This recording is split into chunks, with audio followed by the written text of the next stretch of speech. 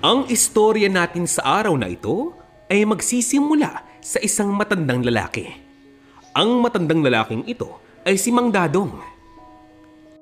Isang payapang umaga, napansin nga ni Mang Dadong na para bang meron silang bagong kapitbahay. Napakaraming tao kasi at medyo maingay. Napansin nga niya na masyadong malaki ang ipinapagawang tahanan ng mga iyon. Baka naman nga may kaya.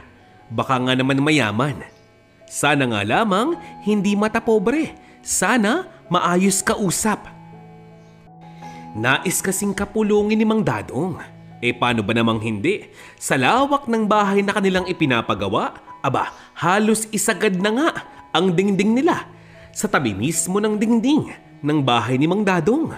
As in wala talagang espasyo. Kahit siguro pusa, mahihirapang tumawid doon.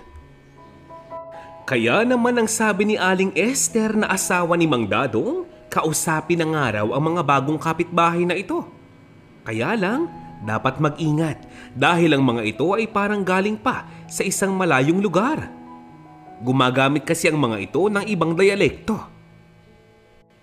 Baka mamaya, iba rin ang ugali. Mahirap nang mapaaway, hindi ba? Kapitbahay pa naman.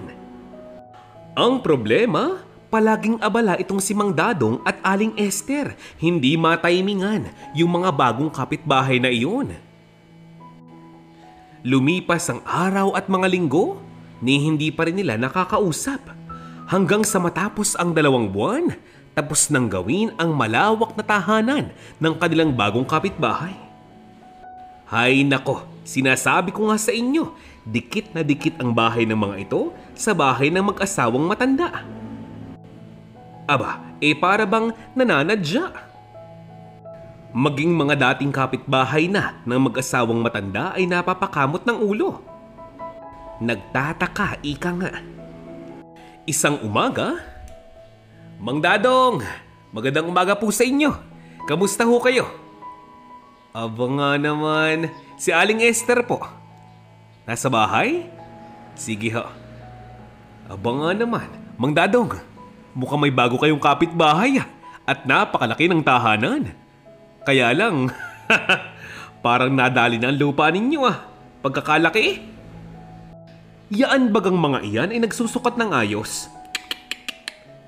Malaking problema yan pag nagkataon. Yan ang tanong ni Ka Oliver dito kay Mang Dadong. Si Mang Oliver ay kapitbahay din ni Mang Dadong, malayong kamag-anak. Ang sabi ng matanda, hindi ko nga alam. Itatanong ko pa sa anak ko at nang magkaalaman. Hindi ko lang mahagila pa at pagkakaabala, pagkakabisi. Ang hindi ko lamang lubos maisip ay anong naisipan ng mga ito at tuong idinikit ang bahay nila sa amin. Matagal ko nang nais kausapin ang mga may-ari ng bahay na iyan. Hindi ko laang matimingan at palaging wala. Nakausap ko naman yung foreman, maging mga trabahador, at sabi nga daw nila, ang sabi daw ng namamahala sa kanila ay tama daw ang kanilang ginagawa. Puro daw. Hindi ba't hindi sila sigurado? Yan ang sabi ni Mang Dadong. Nang sumunod na araw, nang makita nga ng matandang si Mang Dadong na naglilipat na ang mag-anak na may-ari ng bahay, agad niya nga itong nilapitan. Magandang araw po sa inyo. Ako po si Mang Dadong.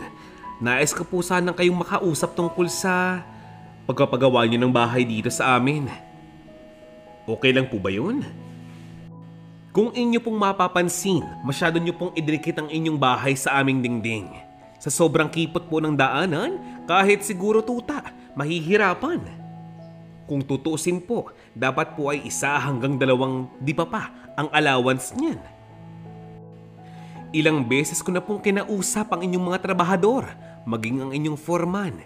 Pero ang sabi nila, yun nga daw po ang inyong utos.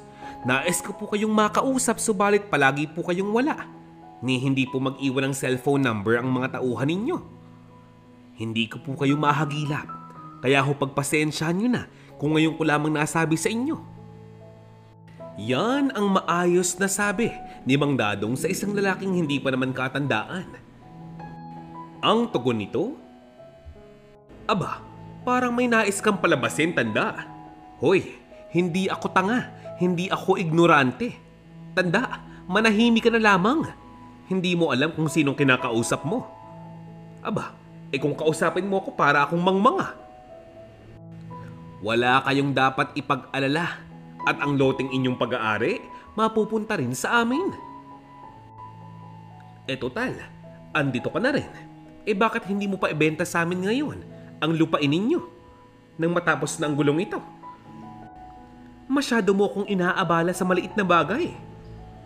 Yan ang sabi ng mayabang na lalaking ito habang nasa likuran nga niya ang kanyang mag-anak. Obvious naman na minamaliit niya itong si Mang Dadong dahil matanda na nga ito. Si Mang Dadong tahimik lang. Subalit patuloy pa rin siyang kinukutya ng mga taong nasa harapan niya. At para maiwasan ang gulo, tumalikod na nga lamang ito at medyo patawa-tawang lumakad palayo. Nung parehong araw, pinipilit namang tawagan ni Aling Esther ang dalawang anak niya sa Maynila. Kaya lang, masyadong busy ang mga ito, kaya hindi sumasagot. Ang nasa isipan ni Mang Dadong baka nga naman pagod lamang mula sa biyahe ang mag-anak na iyon. Kaya kinabukasan, nagpunta siyang muli sa tapat ng tahanan ng kanyang kapitbahay. Sinubukang ipakita at ipaliwanag ni Mang Dadong ang lupain nga nila, ang sukat nito, ang bilang nito. Kaya lang ayaw siyang pakinggan ng mag-anak na iyon. Bagkus, sinasarahan pa siya ng pintuan at saka ng bintana. Wala man lamang paggalang ni hindi man lamang lumabas ng bahay ang mga ito. At dito na nga magsisimula ang problema. Magmula nang dumating ang mga bagong kapitbahay na ito, wala nang katahimikan sa kanilang lugar. Paano ba naman? Walang pinipiling oras ang mag-anak na ito. Palaging napakaingay. Kung magpatugtog, akala mo baga araw-araw may party, araw-araw may inuman. Dumadagundong ang speakers nila. Pagsapit ng alas 10, pinapatay na ang tugtugan. Pero ang mga alagang aso, tahulang-tahulan. Ang mga bata, hiyawang-hiyawan. Itong mag-asawang si Mang Dadong at Aling Esther, walang maisip na dahilan bakit ginagawa ng mga bagong kapitbahay ito. Isang umaga, ang sabi ni Aling Esther kay Mang Dadong, "Mahal naman, baka magkasakit na tayo nito. Araw-araw nang ginagambala ng mga kapitbahay natin ang buhay natin. Kahit sa gabi, hindi ako makatulog. Mahal, hindi na maganda ang kanilang ginagawa." Tila ba nakakahalata na nga itong si Mang Dadong? Para bang ang nais mangyari ng mag-anak na ito ay magkusang umalis si Mang Dadong at Aling Esther sa lugar na iyon. Tila ba gumagawa ang mga ito ng dahilan upang magkusa ng ibenta ni Aling Esther at Mang Dadong ang kanilang pag-aari sa mag-anak na ito. Naku, kinabukasan pa. Hindi pa sumisikat ang araw. Umaalingasaw na ang mabahong basura ng bagong lipat nilang kapitbahay. Diapers, bulok na pagkain at marami pang iba. Sakto pa naman na ang likurang bahagi ng kanilang kapitbahay ay mismong tagiliran ng bahay ni Mang Dadong. Ang mas matindi pa, may mga pagkakataong may mga asong gala ang nagkakalat ng basura mismo sa paligid ng bahay ni Mang Dadong. Ang mga basurang ikinakalat nagmula sa bahay ng mga bagong lipat na yun. Magkukusang maglinis itong si Aling Esther, kaya lang kinabukasan, ganoon na nga ulit. Hanggang nainis na nga at naiyamot ang matandang si Mang Dadong at nagpunta sa barangay hall upang magreklamo kay Kapitan. Nung parehong araw, dumating na nga itong si Kapitan. Kinausap ni Kapitan kasama ang kanyang mga tanod ang bagong lipat na mag-anak na iyon. At ang sabi nga ng mga ito, "Oh, ano pong ginagawa niyo rito, Kapitan? Magandang araw po sa inyo. Nagtanghalian na po ba kayo? Kumain na po ba kayo? Sumabay na po kayo sa amin. Ano? Kami? Abala? Inirereklamo? Kapitan naman. Kapitan, alam niyo naman hindi ba? Kapag matanda na, sensitive na. Konting amoy, reklamo. Konting ingay, reklamo. Kapitan, hindi kanila ang buong barangay na ito. Hindi maaaring sila lagi ang masusunod. Ano? Basura? Aba, edi kayong magtingin kung may basura sa likod. Tingin nyo ba hindi namin afford magpatapon ng sariling basura? Kapitan naman. Ang sabihin nyo po sa kanila, kung ayaw po nila ng kaunting ingay o gulo, kung ayaw ng kaunting kasiyahan, nako, doon sila sa bundok. Ang lahat ng sinasabi ng mga bagong kapitbahay na ito ay dinig na dinig ng mag-asawang matanda. Ang sabi naman ni Kapitan, mga ma'am, mga sir, mawalang galang na po sa inyo ano? Subalit ang sinasabi ko lamang ho dito, tama naman kayo. Hindi sa dalawang matandang iyon ang barangay na ito at hindi rin po sa inyo. Mali po ang ginagawa ninyong pag-iingay. Mali po iyon. Hindi lamang po ang dalawang matandang iyon ang inyong naaabala, maging yung ibang tao pa. Ang totoo niyan, abot hanggang sa bahay namin ang inyong mga tugtugan. Hindi ko lamang kayo mapuntahan dahil ang akala ko ay baka nga naman may handaan lamang. Hindi lamang yan. Sir, ang mga alagang aso po ninyo ay itali ho ninyo. Bukod sa ingay ng mga ito, napakaraming kabataan sa ating barangay ang takot na takot tuwing umuuwi ng gabi dahil hinahabol ng mga alaga ninyo. Magaling sana kung maliit, magaling sana kung nakatali, ay hindi naman. Ang mga aso po ninyo lahat may lahi, lahat malaki. Abay nauunawaan ko naman po sir na nais niyo po ng kaligtasan sa inyong pamilya at sa inyong tahanan. Pero ang sa akin lamang, sinisiguro ko lamang ang kaligtasan ng aking mga kababayan. Ganoon na rin po ang sa inyo. Total naman, andito na rin ako. Pag-usapan na po natin ang bahay ninyo. Sir, maganda po ang tahanan ninyo. Maluwag, malawak. Kaya nga lamang, sigurado po ba kayo sa sukat na inyong ipinagawa? Kahit hindi po ako eksperto, ay pansing-pansin po na sobrang lapit ng bahay ninyo sa bahay ng matandang mag-asawa.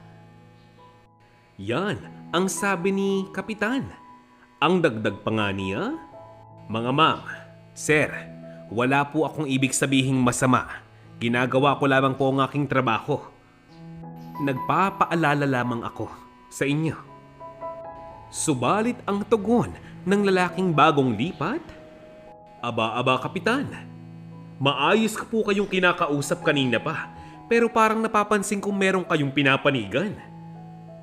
Masyadong mabigat ang inyong mga sinasabi. Bakit parang pinaparatangan nyo kami? Kapitan, ingat po kayo sa inyong pagsasalita. Dati po akong pulis. Nagbago lamang ako ng aking career at ngayon ay isang negosyante na. Wag nyo akong papangaralan. Hindi mo ko kilala, Kapitan. Hindi mo ko kilala. Ang mahalaga kay Kapitan ay nasabi na nga niya ang lahat ng mga bagay na nais niyang sabihin sa mga bagong lipat na ito. Umalis na nga siya at nagpaalam ng maayos. Ito ang kauna-unahang pagkakataong nag-usap si Kapitan at ang mga bagong lipat na ito. Simula pa lamang, alam na nga ni Kapitan na matigas ang ulo ng mga ito.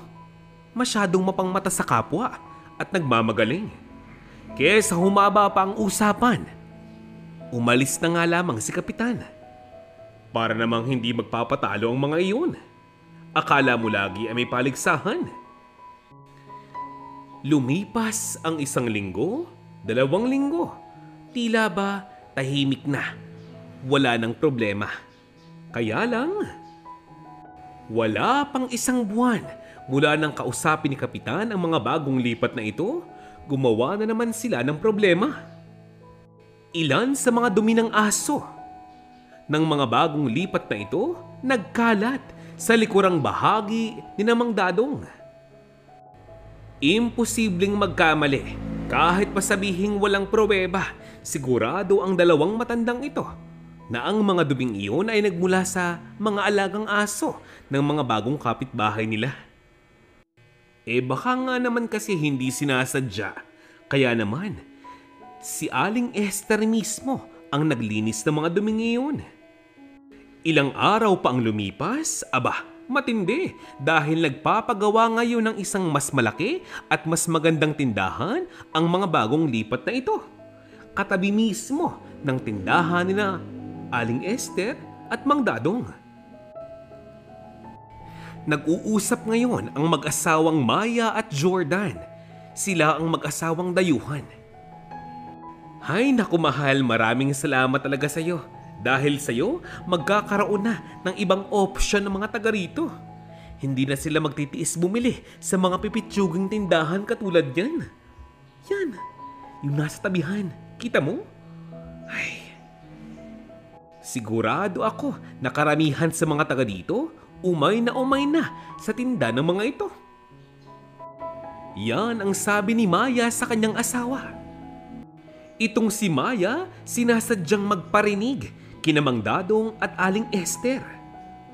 Pati ba naman maliit na source of income, minamaliit pa. Si Aling Esther napaluha na nga lamang. Itong si Aling Esther napaluha na nga lamang dahil sa matagal na panahon, wala namang kumukot siya sa kanyang mga paninda. Pero parang may punto rin naman itong si Maya.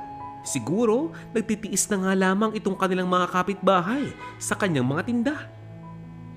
Wala kasing ibang tindahan sa paligid ng barangay na iyon kundi yung kanila. Kung sa bagay, kahit saan naman, basta masampal ka ng katotohanan, imposibleng hindi mo maramdaman.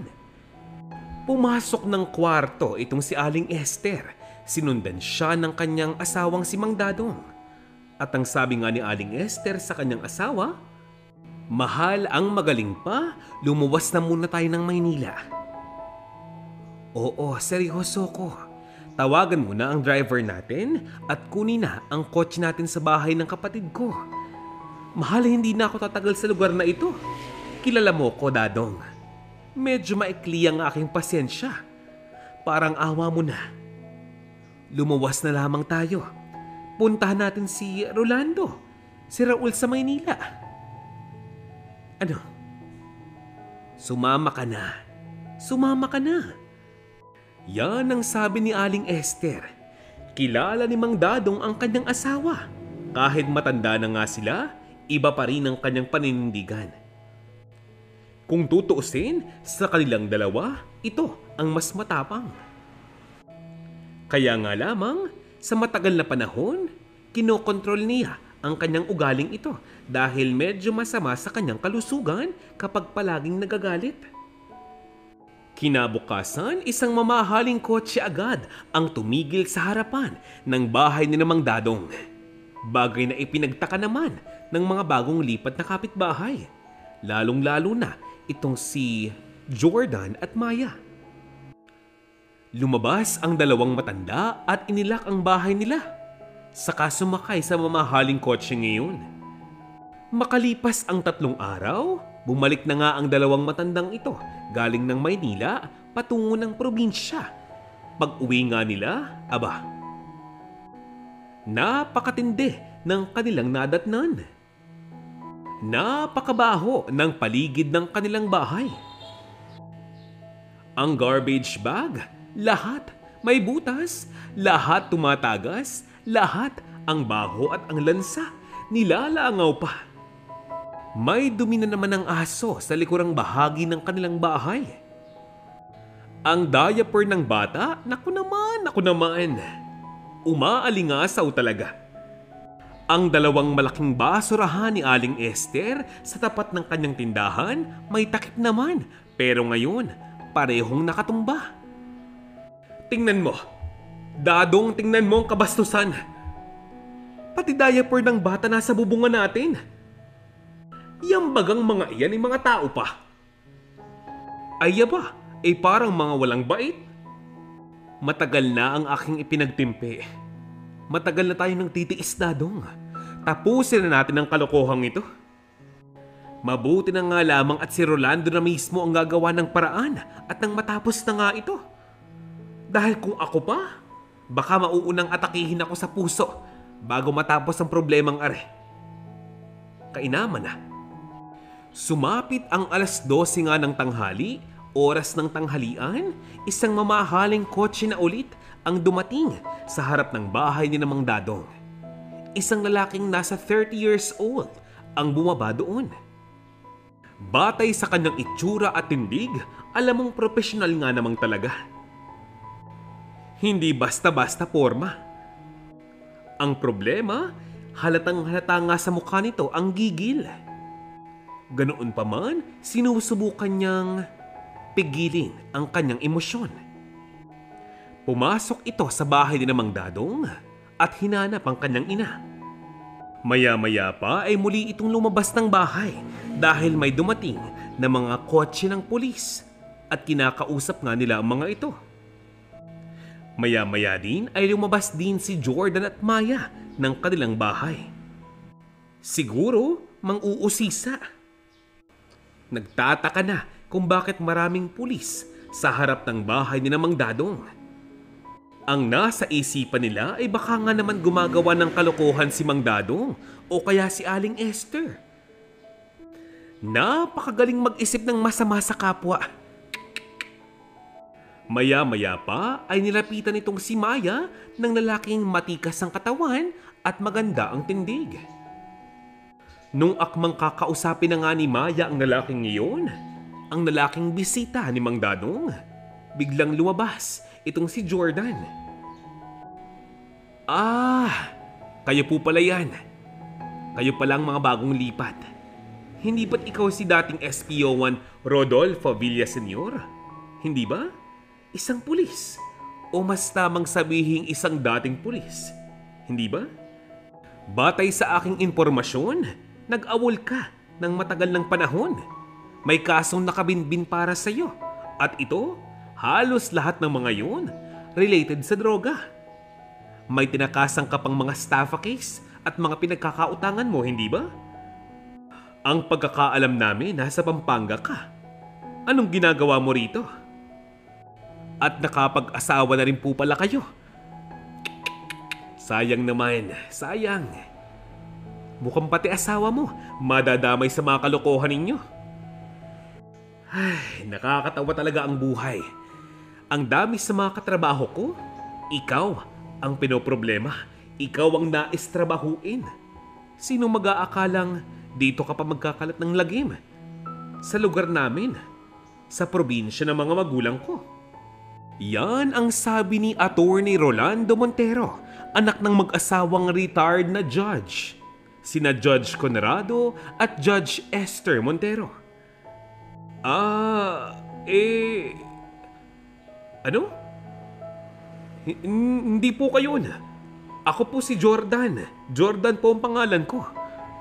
Sino po ba kayo? Bakit parang ang dami niyo pong alam tungkol sa mga bagay na yan?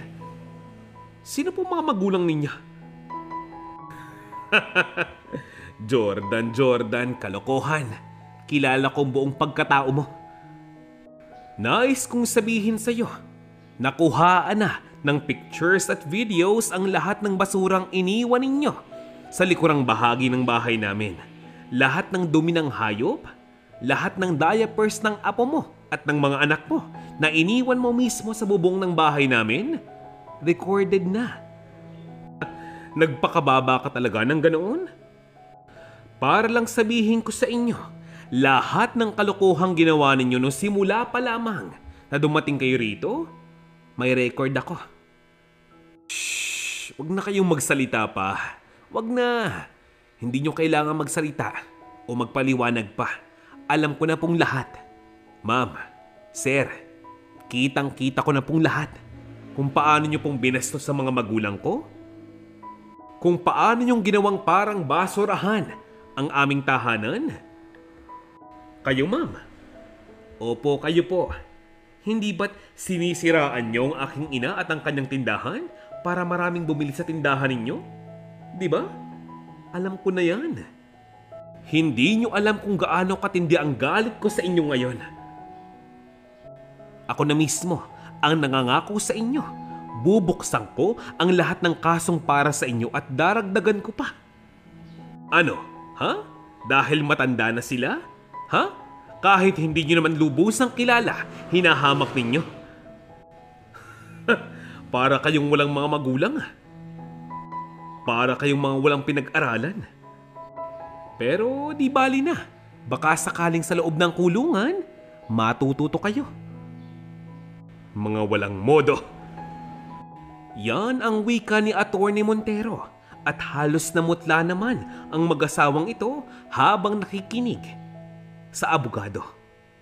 Maya-maya ay dumating pa itong si Kapitan at sinabi pa ang lahat ng kanyang mga nalalaman. Ang sabi pa nga ng Kapitan, ang mag-asawang Esther at Dadong ay iginagalang ng karamihan ng mga tao sa kanilang bayan. Ang kanilang pamilya ay lihitimong taga doon. Ang mag-asawang huwes na iyon, malaki ang naitulong sa barangay. Lalo na kapag may panahon ng sakuna, malaki ang utang na loob ng mga tao sa kanila. Ngayon, ano nga kayang klase ng leksyon ang kanyang haharapin? Ang kanilang haharapin sa loob ng kulungan? Matapos imbestigahan ng mga pulis ang paligid ng bahay, umalis na rin ang mga ito. Ang mag-asawa naman ni Mang Dado, umalis na rin kasama ang kanilang panganay na anak na si Atty. Rolando.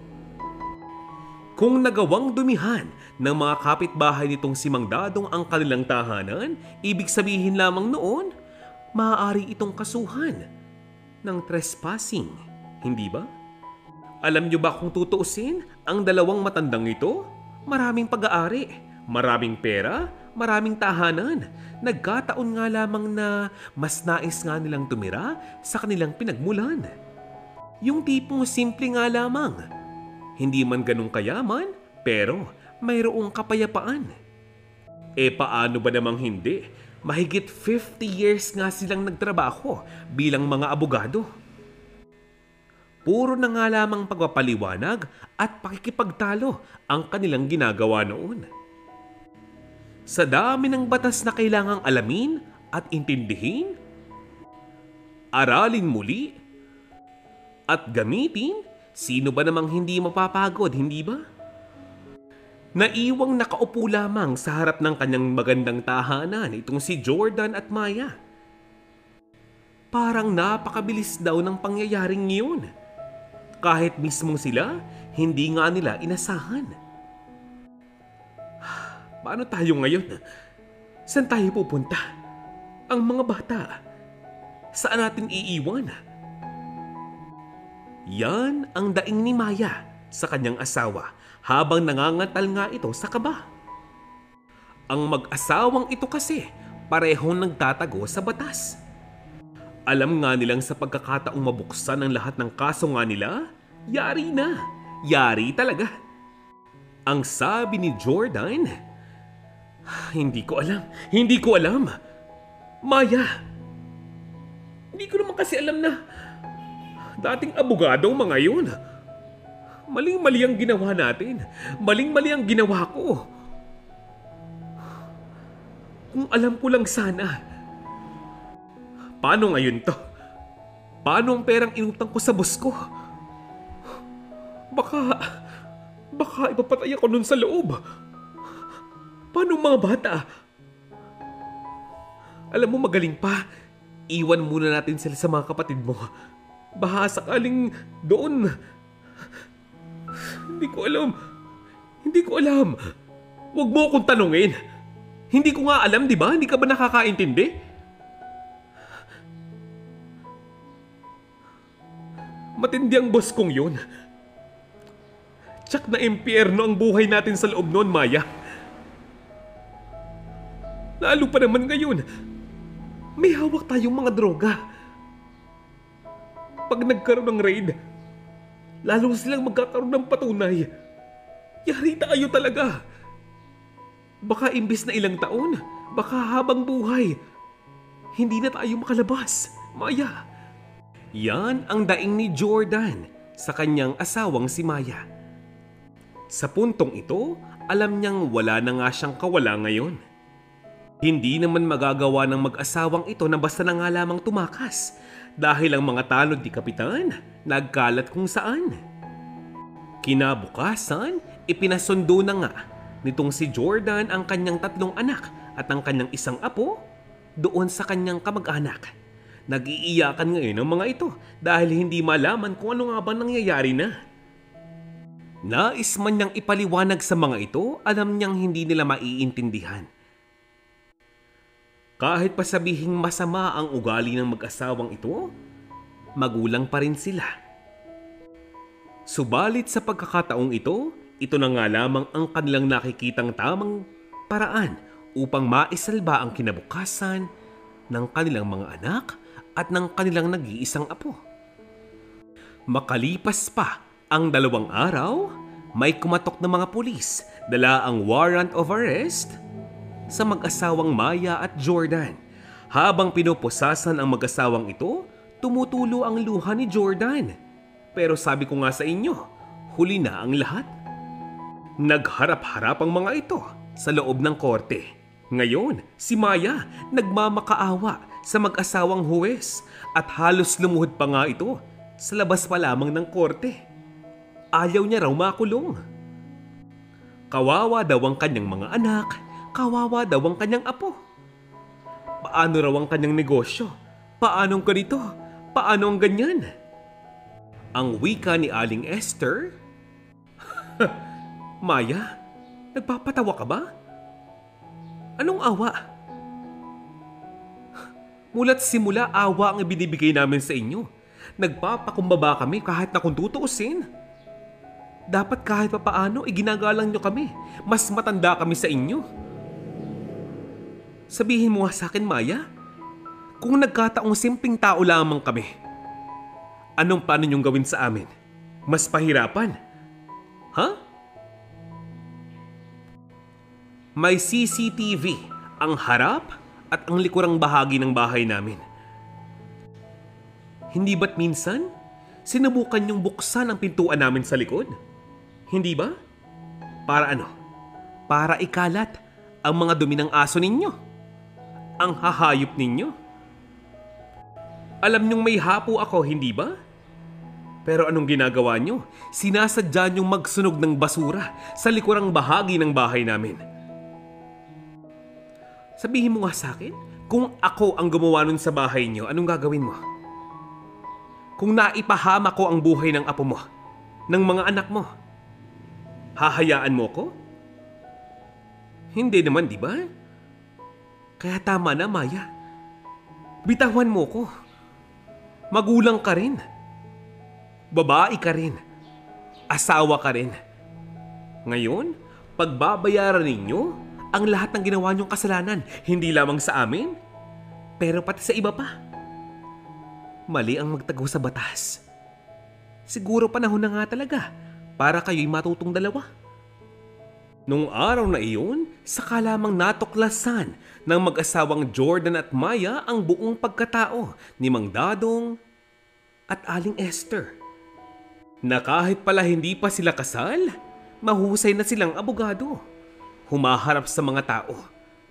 Ipinagtatanggol ang naaapi gamit ang legal na paraan. Mahusay at hinahangaan. At ang kanilang mga anak na pagtapos bilang mga abogado rin. Lahat sila mahusay sa kanilang mga larangan. Nagkataon pa namang yung 2 anak ni Aling Esther at Mang Dadong matapang. Matindi, istrikto at talaga namang walang inuurungan. Ang mga ito, tila ba walang balak magpatawad sa ginawang kahayupan ng mga kapitbahay ng kanilang mga magulang. Ngayon, sa dami pa ng kaso ni Jordan na kanyang haharapin, imposible siyang makatulog sa kanyang unang gabi sa selda. Si Maya, napag-alamang mahigit 10 taon pa na makukulong kasama ang kanyang asawa.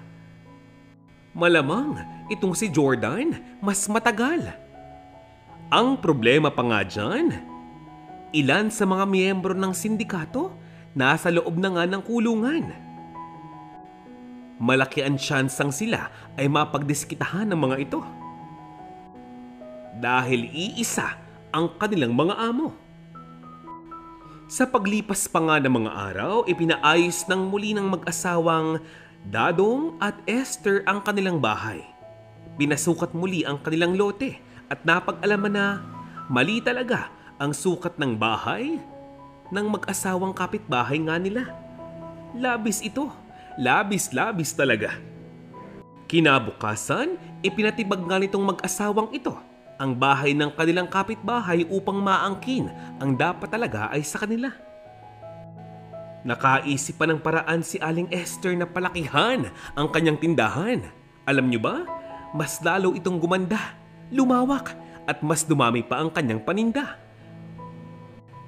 Dumami rin ang kanyang mga suki, kaya ngayon, wala na nga siyang kaagaw sa kita. Ipinagpatuloy lamang ng mag-asawang ito kung ano nga ba ang buhay nila noon. Simpleng damit, simpleng magsalita, simpleng makipag-usap sa kapwa. Mapagkumbaba at hindi mayabang. Sa patuloy na pagyabong ng buhay ng mag-asawang ito, mas maraming kapitbahay nila ang kanilang natulungan, nabigyan ng trabaho at ng pagkakakitaan. At sa wakas ng istoryang ito, umaasa ang dalawang matanda na magsilbing aral ang kanilang ginawa sa mga taong nakapaligid nga sa kanila at sa mga taong makakarinig ng kanilang munting istorya. At dito na nga po nagtatapos ang ating istorya ngayong araw na ito. Maraming salamat po sa inyong pakikinig at dahil umabot ka hanggang sa puntong ito, shout out time na! Ready? Oh, kinig na! Hello, Tessie Bacalso, Priscilla Cario, Ludi Fan, Cora Asuncion, Luz Matter, Alice Azul, Lolita Saginsin, Bernardita Carpio, at Evangeline Schubert.